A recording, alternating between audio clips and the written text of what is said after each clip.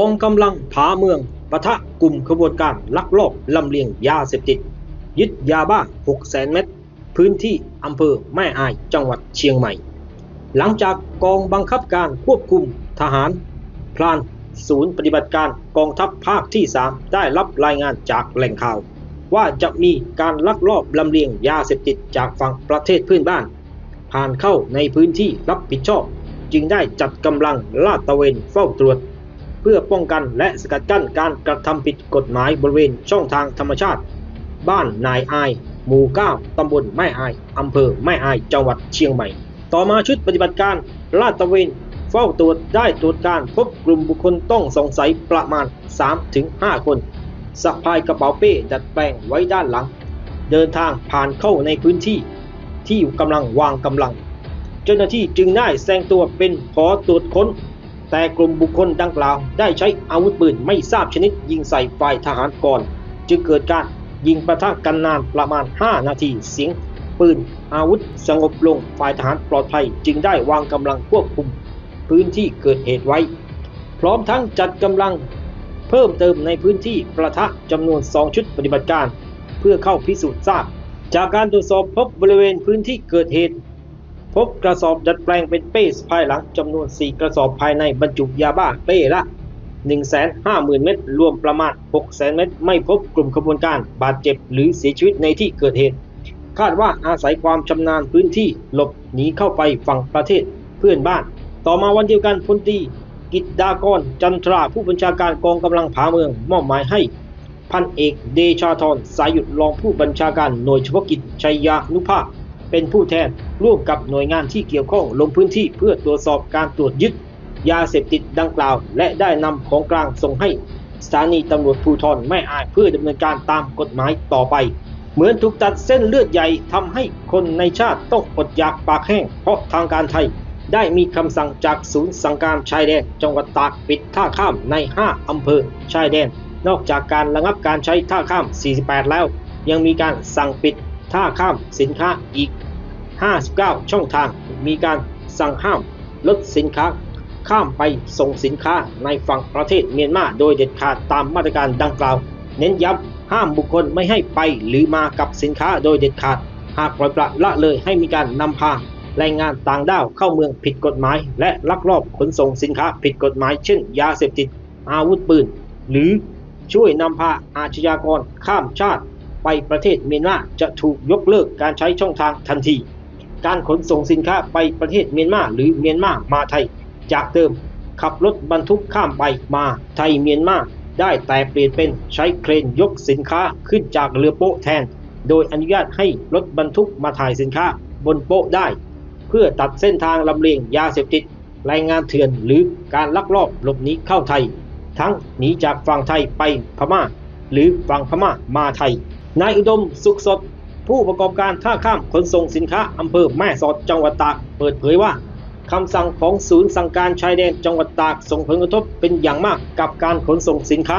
เนื่องจากสินค้าบางชนิดมีขนาดใหญ่ไม่สามารถขนถ่ายลงเรือบรรทุกสินค้าได้ยิ่งล่าสุดสั่งการชายแดนไทยเมียนมาพันเอกองอาจสัมพันธ์ผู้บังคับหน่วยเฉพาะกิจกรมทหารพรานที่ 35นำกำลังพลออกตรวจปฏิบัติการกองร้อยทหารพรานที่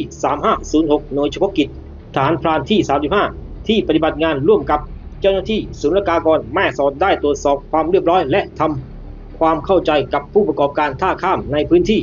ตามแถลงการศูนย์สั่งการชายแดนไทยกับประเทศเพื่อนบ้านด้านเมียนมาเรื่องการระงับผ่อนผันการใช้ช่องทางอื่นนอกจากทางอนุมัติตามพระราชบัญญัติศุลกากรพ.ศ. 2560 มาตรา 86 วรรค 2ในพื้นที่อำเภอแม่ละมาด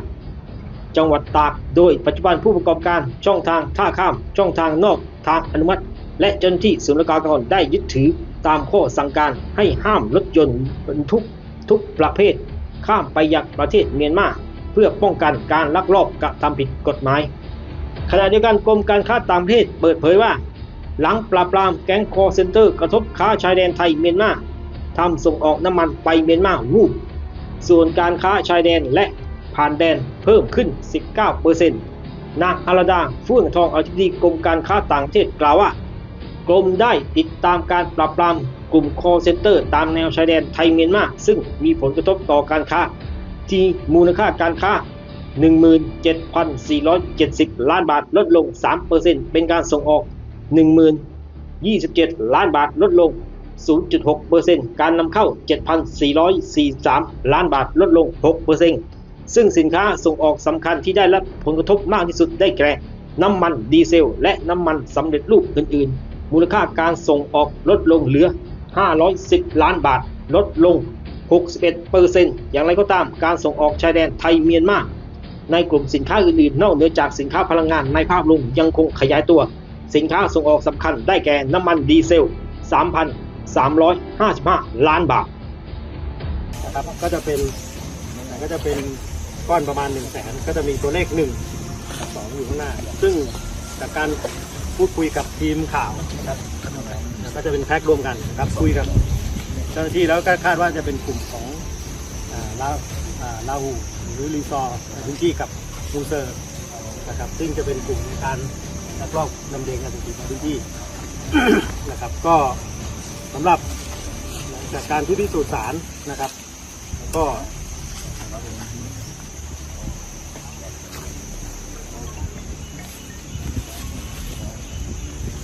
จะมีสี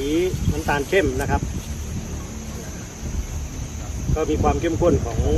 ลักษณะของเมทแอมเฟตามินนะครับเมทแอมเฟตามินก็ต้องถือว่าการทำงานของพวกเรายังได้ผลนะครับในการสกัดกั้นต้องขอบคุณทางทีมของฝ่ายปกครองอำเภอแม่อายนะครับทีมสถานีตำรวจภูธรอำเภอแม่อายนะครับแล้วก็ทีมของร้อยตจร334นะครับแล้วก็ทีมนปยส35นะครับทีมหมวดเคลื่อนที่เร็วของกองกำลังผังเมืองนะครับแล้วก็ที่สำคัญก็คือทีมของบก.ควบคุมฝ่ายสันพานที่ร่วมมือร่วมแรงร่วมใจกันในการทำงานนอกจากนี้ยังมีชุดข่าวนะครับที่ได้ให้ข้อมูลข่าวสารอย่างต่อเนื่องก็นำมาสู่การจับกุมในวันนี้นะครับพวกเราก็ยังคงเดินหน้ามาร่วมสนับสนุนท็อปนิวส์นำเสนอความจริงได้แล้ววันนี้เพียงกดปุ่ม Super Thanks แล้วเลือกจำนวนเงินตามที่ต้องการได้เลยครับขอบคุณครับ